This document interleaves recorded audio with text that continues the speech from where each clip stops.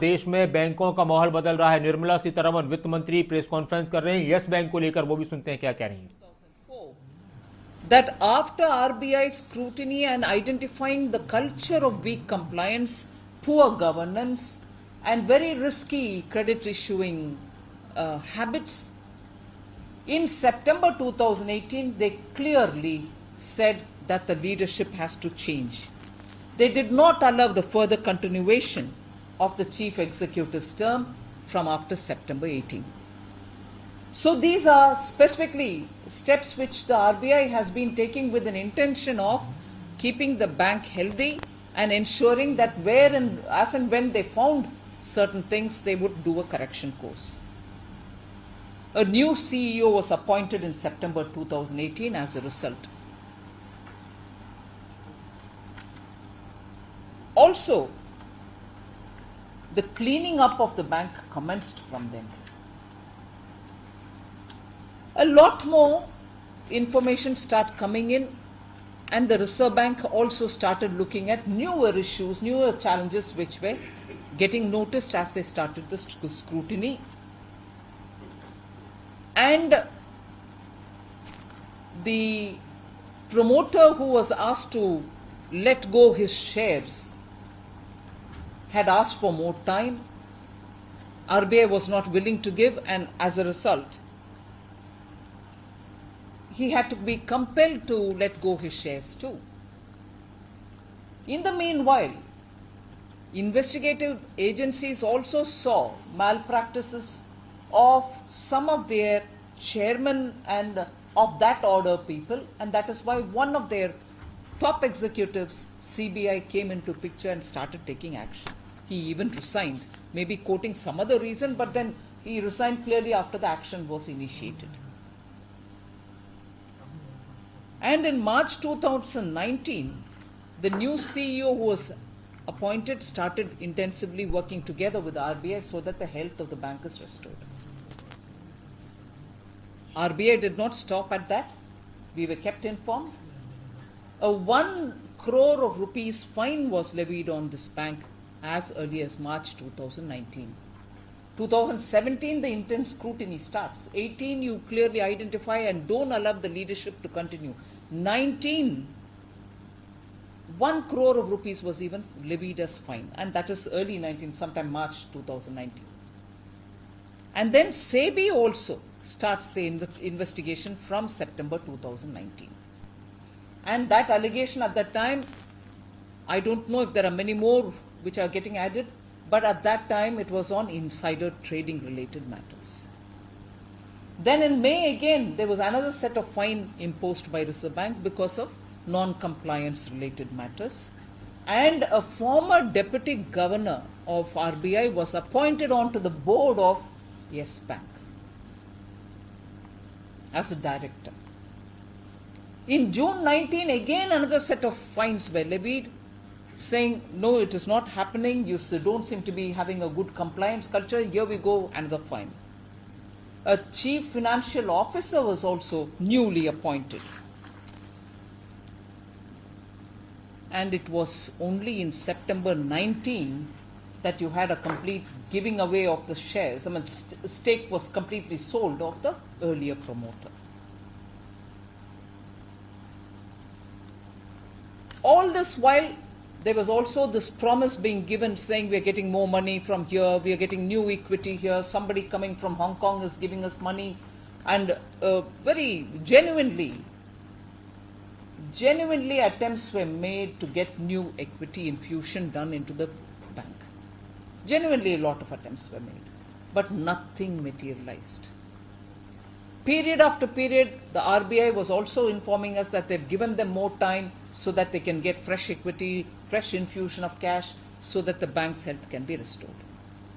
And every time you had to give them the space and margin, because after all, if there is a genuine attempt being done, let them get it. But it didn't happen at all.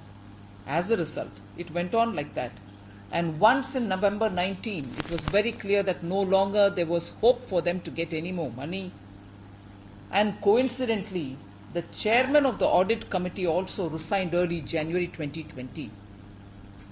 Things came to a serious pass. And that is when I think we intensely engaged, as we were continuing the engagement, a lot of other ideas with which we were talking with the RBI was talking with the management. I've asked the RBI now actually to go into assessing what actually has caused these difficulties for the Yes Bank. I've asked him to find out and assess as to where the problem, the causative problem lies. And also clearly identify the role played by various individuals in the problem, in creating the problem and not so comprehensively addressing the problem. And I've also asked the RBI to tell me about adequacy of the extant regulatory norms, also the supervisory norms, and if found inadequate, where and why. I have asked them for a report on this. And I've also asked the RBI to act so that the due process of law takes its course with a sense of urgency. Whilst the government, our government is completely committed to ensure that the depositor's interest is completely safeguarded, equally, I want the RBI to ensure that due process of law is set to roll with a sense of urgency so that we should find out as to who led to this problem, a problem of this size and magnitude in the Yes Bank. The steps, of course, which are taken by RBI as it is are several. I'll just narrate. Yesterday, on their request, we've given the clearance for bringing a moratorium onto the bank, which is for the next 30 days. The withdrawal limit has been capped. Supersession of the management, meaning the bank's board. Then an appointment of a administrator who happens to be a former chief finance officer of the State Bank of India.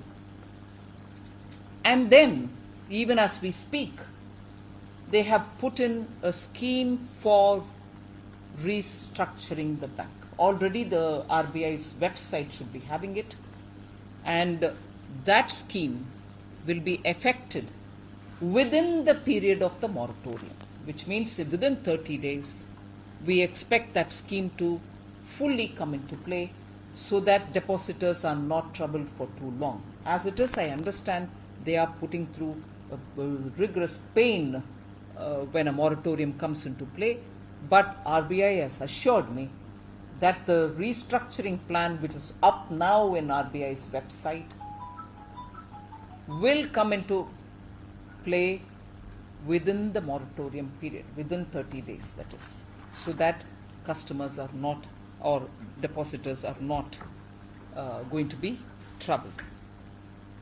SBI has expressed a willingness to invest, to definitely invest in the Yes Bank.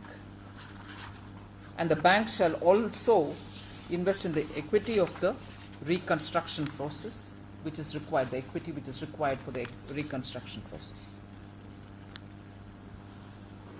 In the administrator's place, when the restructuring happens, a new board will be brought to place.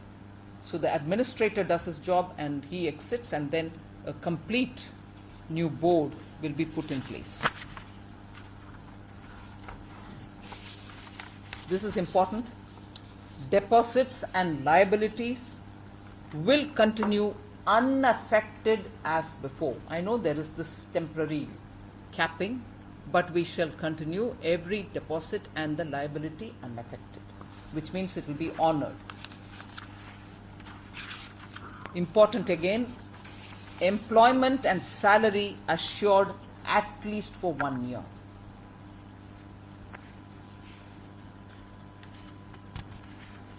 I've just given you some of the highlights of this scheme which the RBI has put up in its website. You're welcome to have a look at it. But if you very clearly look at the Yes Bank's problems, I would like to recollect the steps that I've been talking about. The bank was monitored very closely from 2017. The MD and CEO have been forced to leave as of September 18. RBI has appointed one of its former deputy governors onto the board of Yes Bank as a director. Then several enforcement actions have been taken up. One of the chairman himself had to come out because of the action by CBI. Regulatory violations, the guidelines have been violated, have been picked up, and fines have been levied. The bank was instructed to raise capital in a time-bound manner, for which the RBI gave 3 tranches of time. Each time a genuine attempt was made to bring in more capital, but each time it failed. As a result, nothing could go on. Particularly in the last 6 months, day-to-day monitoring has been kept up. I remember, and I'm sure many of you all will recollect, that I have repeatedly said I shall not allow any institution to fall off the cliff. I do now remember that I had said this in the context of NBFCs, but we also have been closely monitoring banking institutions and shadow banking institutions. For the last 6 months, the monitoring has been almost on an everyday basis. I would like to tell you that. And one indication, not so much to speak of or not so much to take names, but it is important for the media to also know the exposure of Yes Bank to some of the very stressed corporates has been since before 2014. Since before 2014. I wouldn't even mind taking their names because obviously these are public domain information. I'm not violating anybody, any customer's privacy. Anil Ambani Group, SL Group, DHFL, IL&FS, Vodafone are some of those very stressed corporate to whom Yes Bank has been exposed. And this is from prior to 2014. Now, if I say all this, why do I say it here? I see the opposition being very keen to point a finger at us. I'm not here to continue carrying the stories of legacy. Legacy, yes, the Indian banking system has had severe challenges thanks to the way in which the government which existed between 2004 and 14 had handled the matters the way they handled it. But I'm not saying it because I have to put the blame on them, but I have reasons to put the blame on them. I'll give you even instances. They are telling us about, oh, look at the way you've handled it. Yes Bank is no bank. You don't know how to handle it. Again, the so-called self-appointed. केंद्रीय वित्त मंत्री Nirmala Sitharaman press conference कर रही है। दरअसल yes bank को लेकर जो आरबीआई ने आदेश दिए हैं उसे कहीं ना कहीं बताने की कोशिश यहां पर निर्मला सीतारमण ने की, जिसमें उन्होंने कहा कि 2017 से इस बैंक पर नजर थी। यह बैंक आर्थिक संकट से गुजर रहा है, जल्द ही कोई व्यवस्था की जाएगी ताकि उपभोक्ताओं को परेशानी ना हो।